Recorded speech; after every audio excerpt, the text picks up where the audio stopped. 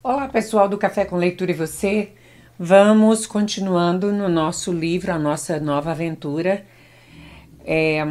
Chega de Regras. Nossos padrões fixos. Enquanto escrevo este livro, estou me encaminhando para a 6ª década da minha vida. Meu cabelo ficou branco. 2 criancinhas me chamam de vovô. 25 minutos de trabalho árduo me parecem equivaler a escalar o Monte Everest, mas posso fazer um retrospecto de quase meio século de vida como cristão. Decidi tornar-me seguidor de Jesus aos 8 anos, quando o monitor do acampamento deu instrução aos seus alunos para olharem fixamente para a fogueira ao redor da qual nos reuníamos. Meninos, disse ele, vocês têm uma escolha a fazer: confiar em Jesus como seu Salvador ou queimar para sempre no fogo do inferno. Dita dessa maneira, a escolha não parecia exigir muito de nosso cérebro. Eu sabia o que fazer para fugir do inferno e ir para o céu. E foi o que fiz. Eu queria. Eu sabia que ao A segue-se o B. Coloquei-me, então, o A no lugar. O padrão foi fixado. O que mais que eu quisesse que Deus providenciasse, supus que poderia obter fazendo a escolha certa. Minha parte era calcular o A requerido e fazê-lo. A dele era prover o B que eu desejava. Entendi mal. Eu não fiz nada meritório para ganhar o céu. Apresentei-me simplesmente a Deus. Aproximei-me como estava. Não posso fazer nada de bom para organizar a vida que desejo. Certamente nada que a garanta. Lembre-me da pressão que senti quando me tornei pai ainda jovem. Para compreendê-los, é preciso envolver-se calorosamente com eles, despender tempo e ser firme em suas colocações. Para formá-los bem, reitere com frequência a disciplina com amor santo e não ira descontrolada, e seus filhos vão se tornar homens de caráter. Durante muito tempo, embora não tivesse expressado isto dessa forma, considerava o cristianismo o melhor sistema disponível para fazer a vida funcionar. Entramos na vida cristã sendo salvos, confiando em Jesus para pagar pelos nossos pecados. Vivemos como cristãos fazendo o que é certo para que Deus nos abençoe muito. Somos salvos achegando-nos como estamos. Isso garante o céu mais tarde. Vivemos fazendo o que é necessário. Isso garante bênçãos agora. Era isso que eu pensava. Se fizermos as coisas certas, gozaremos de paz profunda. Nossos filhos vão amar-nos, nossas almas serão revigoradas e tranquilizadas, nossos ministérios vão nos satisfazer de modo que nos sintamos realmente bem com nós mesmos e entusiasmados com a vida enquanto vivermos. Levo uma vida linear e desejo que ela funcione. Por isso estou disposto a fazer o que for necessário para que isso aconteça. Pergunto-me agora por que sinto tanta pressão e luto com tantas desilusões e dúvidas. Quando as coisas vão bem, digo publicamente: louvado seja Deus, e sussurro em surdina: é claro, fiz o que me mandaram, fiz a coisa certa. Quando as coisas não andam bem, declaro publicamente: Deus está trabalhando para o meu bem, confio nele. E dizia com os meus botões: o que fiz de errado? Em todo lugar, sem culpar ninguém, creio que absorvi a suposição da linearidade da cultura cristã.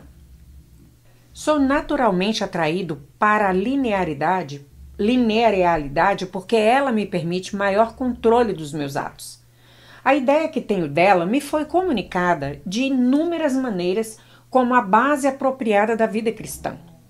A maioria dos sermões que ouvi, dos livros cristãos que li, assim como quase todos os conselhos que recebi, ensinavam a linearidade de maneira explícita ou implicitamente, sendo essa última mais contundente. A ideia está em todo lugar. É o nosso modo de pensar. Ouço apenas algumas sentenças de que me lembro que causaram impacto. Tenho milhares dentre as quais escolher. Tive a ocasião de ouvir um conhecido líder cristão, um homem que admiro e respeito, dizer certa vez a um grupo de outros líderes: devemos convencer o mundo de que o cristianismo é verdadeiro e produz muitos frutos. A família é um meio adequado.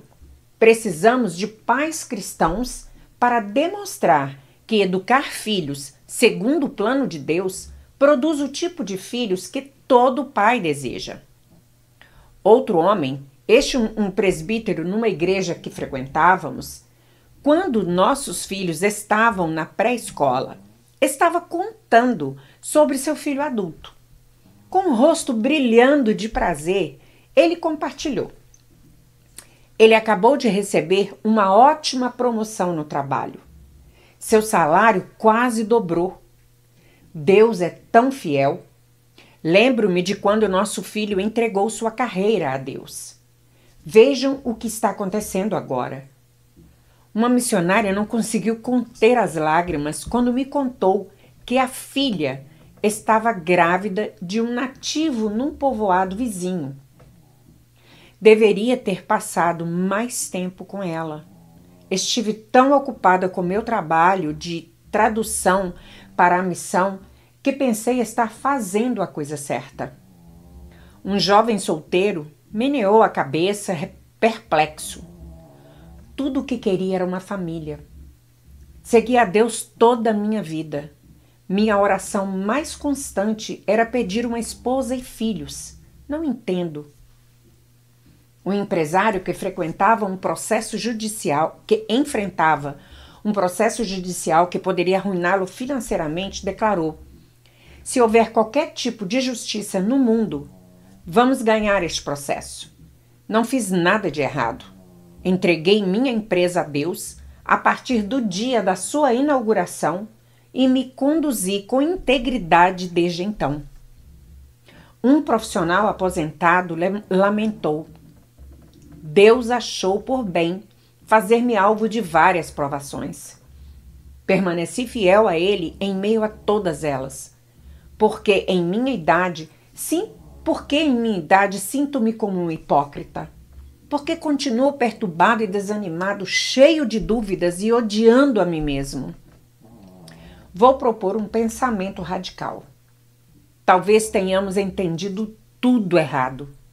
A vida cristã talvez não seja sobre fazer o que é certo para ser abençoado. A vida cristã talvez não seja sobre as bênçãos que tanto desejamos, nem sobre o que buscamos tenazmente. Nossa obediência e fidelidade talvez devam ser motivadas por uma razão muito diferente daquela de receber as boas e legítimas bênçãos que experimentamos nessa vida. Nossos pais talvez não devessem ficar tão surpresos quando, depois de anos dedicados na educação dos filhos, um deles resolvesse sair do armário para anunciar seu estilo de vida homossexual. Um marido amoroso que falhou como todos os maridos falham, mas cumpriu com o seu compromisso de casamento e honrou o melhor possível, não deveria ficar atônito ao descobrir que sua mulher o deixou por outro homem. A jornada espiritual não é sobre viver como devemos, para que a vida funcione como desejamos. O caminho não é linear. Não se trata de alcançar a maturidade de uma boa autoimagem e desenvolver a energia para fazer coisas boas. É preciso descer até o quebrantamento do autodesespero e aprofundar nosso discernimento de quão pobremente amamos em comparação com os padrões trinitarianos. Não é necessário esforçar-se muito para fazer o que é certo, a fim de nos apresentarmos diante de Deus para receber as bênçãos que desejamos. É saber chegar até Ele como somos, honestamente, sem pretensões, convencendo-nos cada vez mais de que não podemos fazer as coisas certas por mais que tentemos depois de ouvir o sussurrar do Espírito.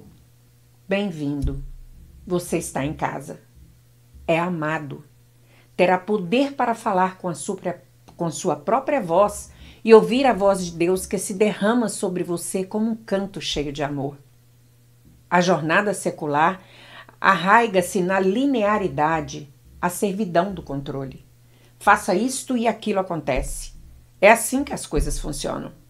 Você terá a vida que deseja se viver bem e sabiamente. A jornada espiritual a jornada secular arraiga-se na linearidade, a servidão do controle. Faça isso e aquilo acontece. É assim que as coisas funcionam. Você terá a vida que deseja se viver bem e sabiamente. A jornada espiritual arraiga-se na liberdade da graça. Venha como está, mesmo temeroso, mas em paz. Depois, viva a vida de acordo com o que é certo, porque tem esse privilégio e deseja ser piedoso. As atitudes corretas são o único caminho para uma vida prazerosa. A vida pode prover-nos de ricas bênçãos, ou talvez não. De qualquer modo, você pode conhecer a Deus. Defeitos graves. 3 passagens que representam, segundo creio, toda a mensagem da Escritura. Me persuadiram de que uma compreensão linear da vida cristã tem defeitos graves. Vou listar cada uma com um breve comentário antes de discutir o seu significado no próximo capítulo. A primeira passagem estabelece a lei da linearidade como a base da vida melhor das bênçãos de Deus, enquanto resume as condições de um arranjo que Deus efetuou com seus filhos no Antigo Testamento. Guardai-vos, pois, as palavras dessa aliança e cumpre-as, para que prospereis em tudo quanto fizerdes. Deuteronômio 29:9. Na segunda passagem, o escritor nos diz que Deus anulou essa lei da linearidade. Portanto, por um lado, se revoga a anterior ordenança, por causa de sua fraqueza e inutilidade, pois a lei nunca aperfeiçoou coisa alguma. E por outro lado, se introduz esperança superior, pela qual nos chegamos a Deus. Hebreus 7, 18 e 19. O primeiro acordo, o fazer o bem para assegurar as bênçãos de Deus, foi substituído por outro. A lei da liberdade foi estabelecida como meio de alcançar uma esperança superior em vez de uma vida melhor. Essa esperança superior é a intimidade com Deus. Em qualquer circunstância ou condição, podemos nos achegar a Deus e extrair dele a nossa intimidade, a nossa identidade, encontrar a força para perseverar e experimentar a alegria da antecipação com uma prelibação ocasional do que está por vir. Agora a terceira passagem. Lembre-se das palavras de Paulo. Mas agora, morrendo para aquilo que antes nos prendia, fomos libertados da lei para que sirvamos conforme o novo modo do Espírito, e não segundo a velha forma da lei escrita. A pressão acabou. Vamos considerar agora um pouco mais essas 3 palavras-chave. Estávamos servilmente sujeitos aos rudimentos do mundo, mas agora que conheceis a Deus, ou antes, sendo conhecidos por Deus, como estáis, voltando outra vez aos rudimentos fracos e pobres, aos quais de novo quereis ainda escravizar-vos. Gálatas 4, do 3 ao 9. O apóstolo Paulo mostra surpresa e confusão ao ver que o povo que tinha a oportunidade de se aproximar de Deus valorizava mais a vida melhor de bênçãos do que a esperança superior de intimidade. Esse mesmo povo se colocava novamente sob pressão de entender o que é certo, a fim de fazer a vida funcionar. Milhares de cristãos estão seguindo Jesus para obter uma vida melhor de bênção agora. Pensamos que é nosso direito de nascimento. Estamos fazendo isso de 1000 maneiras, cada uma delas uma variação do antigo caminho do código escrito. O Espírito está convidando cada um de nós para andar por um caminho diferente e embarcar numa jornada radicalmente diferente. Somos chamados para ir como estamos, ousadamente, sem temor, embora nossas almas pareçam, às vezes, uma fossa enlamada sem água corrente à vista. Entregamos-nos a Deus para que Ele decida revelar quão perto já estamos dele em cada circunstância da vida e possa nos atrair ainda mais. Esse é o novo caminho do Espírito. 3 passagens contam a história. Pense em como você se sentiria se Deus aparecesse e lhe dissesse: este é o trato. Você segue os meus princípios e providenciarei para que a vida seja exatamente como você quer. Você poderia primeiro reagir com entusiasmo. Diga-me quais são as suas regras e vou segui-las. Começaria então a trabalhar. Faria provavelmente o seu melhor para comportar-se como foi instruído. Se as coisas caminharem bem, ficaria inclinado a dar crédito da boa sorte ao fato de agir corretamente a sua justiça. Se fossem mal, poderia ficar ressentido ou desanimado. O que mais ele queria de mim? Fiz quase tudo o que me mandou fazer. Ou, não consigo fazer a coisa certa. Devo ter feito algo muito errado para a vida ficar desse jeito. Não são boas notícias. Grande parte dos evangélicos rejeita os ensinamentos geralmente conhecidos como evangelho da prosperidade ou o evangelho da saúde e da riqueza. Sabemos que esses ensinos são errados. O sofrimento acontece independentemente de as pessoas orarem ou não. Indivíduos piedosos ficam velhos e fracos. Os servos fiéis de Cristo falham no ministério. Alguns morrem jovens. Seguidores sinceros de Jesus sentem-se deprimidos e desajustados, odiando o orgulho, a sensualidade e a insegurança que permanecem dentro deles depois de anos dedicados à vida para Cristo, da melhor maneira possível. Deus não é uma máquina automática de vendas. Não colocamos o troco certo e pegamos na bandeja a doce bênção que desejamos. A vida não é assim. Sabemos disso. Mas algumas vezes introduzimos nossa própria versão dessa ideia em nosso entendimento da vida cristã. Embora deploremos a noção de que saúde e riqueza estejam disponíveis quando exigidas, gostamos da ideia de que as bênçãos legítimas são dadas aos que satisfazem os requisitos. A Bíblia diz isso bem ali na primeira dessas 3 passagens representativas. Guardai, pois, as palavras dessa aliança e cumpre-as para que prospereis em tudo quanto fizerdes. Deuteronômios 29:9. Encontramos o mesmo pensamento em vários outros lugares, tais como: reconheço-o em todos os teus caminhos, e ele endireitará as tuas veredas. Ensina a criança no caminho em que deve andar, e ainda quando for velho, não se desviará dele. Queremos uma vida boa. Podemos defini-la mais espiritualmente do que os pregadores do tipo: diga o que quer e se aproprie-se da bênção. Podemos levar em consideração o lamento do salmista de que as trevas eram seu único amigo e a sua preocupação de ter lavado as mãos inutilmente. Mas continuamos afirmando que a vida boa de bênçãos legítimas é um objetivo valioso e pode ser alcançada vivendo de maneira fiel e obediente aos princípios bíblicos.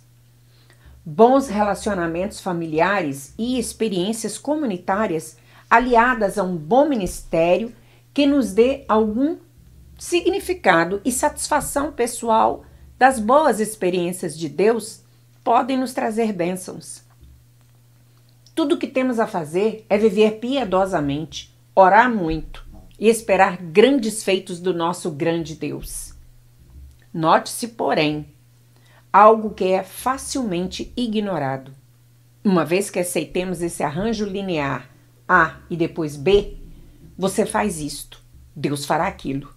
Não só a pressão se instala, mas o fracasso é garantido. Descobrimos no mesmo apuro que Israel. Não podemos cumprir nossa parte do trato. Quando Deus instruiu seu povo para seguir cuidadosamente os termos da aliança, ele não estava estabelecendo um padrão razoavelmente alto. Não estava preparado para conceder bênçãos a pessoas que seguissem suas regras razoavelmente bem. O padrão era a perfeição, perfeito para Deus e para outros a cada momento, em cada intercâmbio. Pessoal, eu vou ficando por aqui porque eu não quero que os nossos vídeos fiquem muito longos, então vou ficar por aqui. Nos vemos no próximo vídeo, mas você que está me ouvindo e ainda não se inscreveu no nosso canal, por favor, faça agora. Clica no sininho que automaticamente o YouTube vai te notificar toda vez que eu subir um novo vídeo. E se for possível, compartilhe com mais pessoas. Muito obrigada, nos vemos no próximo vídeo. Até mais!